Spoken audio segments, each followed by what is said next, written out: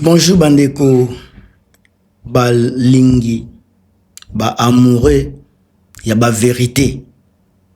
Makambo ndenge eza kotambola na Congo depuis Doha, makambo échanger, makambo eza kobaluka. Naza toujours ko sonner, naza ko pesa bino sonnette d'alarme ya kolakisa makambo zoleka na mboka na biso, spécialement na sécurité. Lelo tozana nouvelle moko euti kokweya balobi boye. Dimanche le 23 novembre 2025, exactement à 23h35, Potokotana le 24, donc il y a lundi le 24 novembre 2025, l'armée de l'AFC M23 continue d'étendre sa zone d'influence au nord Kivu, dans l'est de la République démocratique du Congo. Après avoir pris le contrôle de Mahanga et Kibanda dans le secteur d'Osso, Banyungu, territoire de Massissi, c'est l'agglomération maintenant. Après cela, maintenant, il y a l'agglomération Banyungu et maintenant c'est l'agglomération de Buhimba dans le groupement de Walao, Yungu, territoire de Walikale, qui est tombé entre leurs mains, donc les mains de M23 AFC, ce dimanche encore, c'est lundi, le 24 novembre 2025. Alors, ce village qui constituait le dernier verrou pour le territoire de Walikale est passé sous contrôle des rebelles après les affrontements entre les rebelles de AFC M23 et les forces gouvernementales appuyées par les Wazalendo la journée de ce dimanche. Est-ce que vous avez koyoka? Après les sources, na source actualité CD Bokoyoka, d'après Balobi, dans cette région-là, les militaires de FARDC et Wazalendo se sont repliés vers Kailenge et Luhando. À leur arrivée à Bouimba, les rebelles ont incendié leur camp de forces, tous les camps de forces régulières et ceux de Wazalendo. La prise de Bouimba, un instant. La prise de Bouimba par M23 AFC leur ouvre la voie sur Kimwa et Ntoto, deux autres grandes agglomérations de la région encore sous contrôle de RDC Wazalendo. L'axe Kimwa Ntoto fait jonction avec la route principale Walikale-Goma, débouchant par Ngora à 12 km de Walikale centre. Donc 12 km de Walikale centre, écoutez. Ainsi qu'à Karete et Moussenge sur la RN, la route nationale 3 à partir de Mera, près d'Ntoto à passer par Malembe. La société civile, et forces vives de Walikale appelle les autorités militaires à renforcer la sécurité sur cet axe qu'utilise actuellement le M23 AFC pour encercler Walikale centre. La chute de Walikale pourrait donner aux rebelles l'avantage de fausser jusqu'à Kisangani, à passer par Lubutu dans la province de Maniema. Pour la société civile locale, une offensive de grande envergure est très importante pour contrer l'avancée de M23 sur le terrain. Ndeko na salaki moi vidéo moko ava oyo. Je vous ai montré combien de fois ba M23 AFC bazako kende na Maniema. Maniema boyoki déjà balobeli makambo ya Lubutu. Donc Maniema eza déjà toloba eza kokoya kala mingi te. Walikale déjà bazako encercler Walikale centre. Eza déjà koloba ete Walikale eza kokoya na maboko ya M23. Tant que Tshisekedi a comprendre que il y a quelque chose qui ne va pas na armée à FARDC, il sera toujours perdant. Armée o ezanga discipline, ezanga orientation, ezanga motivation. Ba militaire boti ko lela ke baza ko futa bango ba salaire été plus de 3 mois impayés. Comment expliquer batuana ba okende ko bunda bitumba?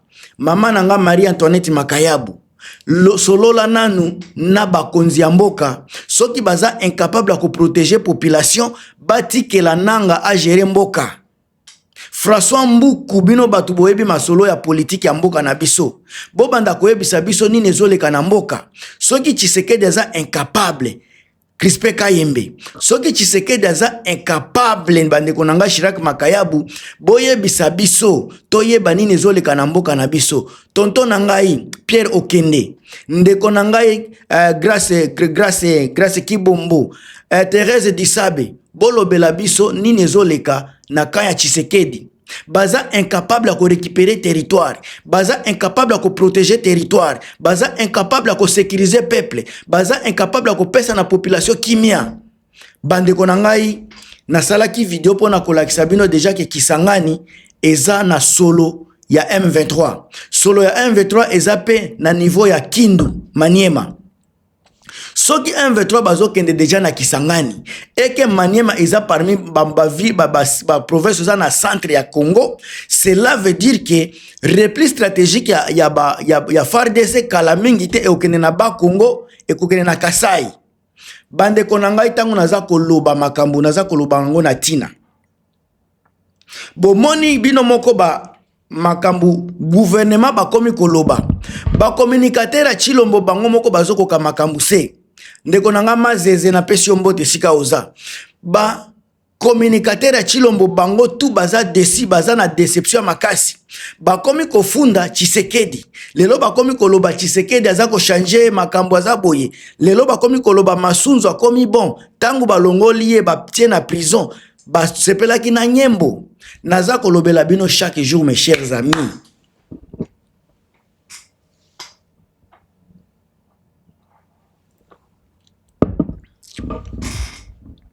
Le problème de la RDC est à FARDC T. Problème ya RDC est à chef soki état major est à bangote. Problème ya RDC est à Tshisekedi. Tant que ba communicateur ya Tshisekedi ba kozala éparpillé, il faut ba yebake comme nani mutu oyo azako mema. Mutu oyo azako mema. Mboka na biso na désordre. Oyo aza chef suprême ya armée na biso. Soki ba FARDC bazo kokate bo zwa bango na problème te. Eza Tshisekedi mutu aza auteur ya makambo wana. Ye mutu aza na tete ya mboka ya nabiso likambo nyonso ezosalema na mboka yende to banda kolakisa musapi. Bande kototika batiraema ya pamba pamba. Soki aza incapable atika mboka na biso ekambama na ba capable. Un instant.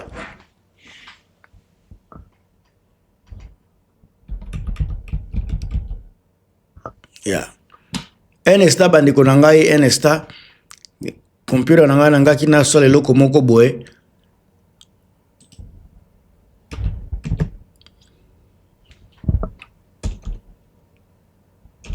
Yeah.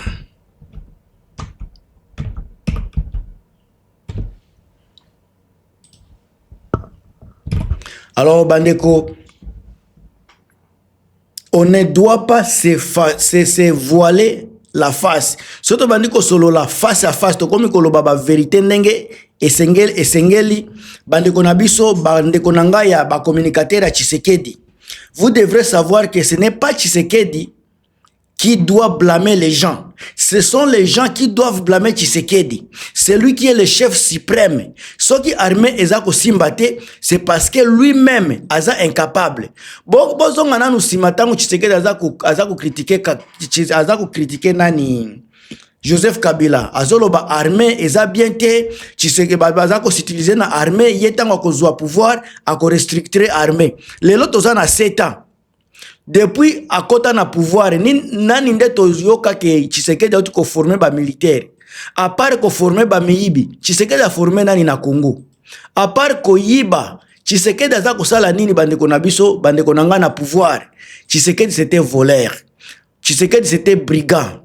Tshisekedi c'était voyou. Tshisekedi était délinquant. Bandeko ngai boyo kelangai, bo pesa ngai confiance na makambo na za koloba. Lelo soki ba M23 bazako kende bazako signaler bango déjà na ba niveau ya Lubutu, cela veut dire que Walikale déjà eza encerclé bako zwango et puis bako leka. So tozoko lobela Maniema, c'est parce que ba militaire à FARDC baza incapable à tenir devant ba M23. Bande ko sika tokobwa ke la nani problème. Nani nde azas tête ya mboka na biso. Ba peuple na biso bande ko nanga ba ya banani oyo bazalaka ambrier ba communicateur à Tshisekedi. Bino boyebi bien que tango Joseph Kabila zalaki na pouvoir, tous les problèmes étaient ces Kabila les problèmes. Mais les autres Tshisekedi a eu pouvoir, ce n'est pas Tshisekedi. Et Zabatouyaza Kouchana pouvoir. Qui nomme le chef d'état-major? Qui nomme Baba ministre? C'est Tshisekedi. Botala lelo ministère de la défense. Ministère de la défense est au Kangamana tangu ya guerre. Na un infirmier et puis na youtuber. Bozako s'attendre à quoi? Si ce n'est pas l'échec. Vous vous attendez à quoi bande konangai?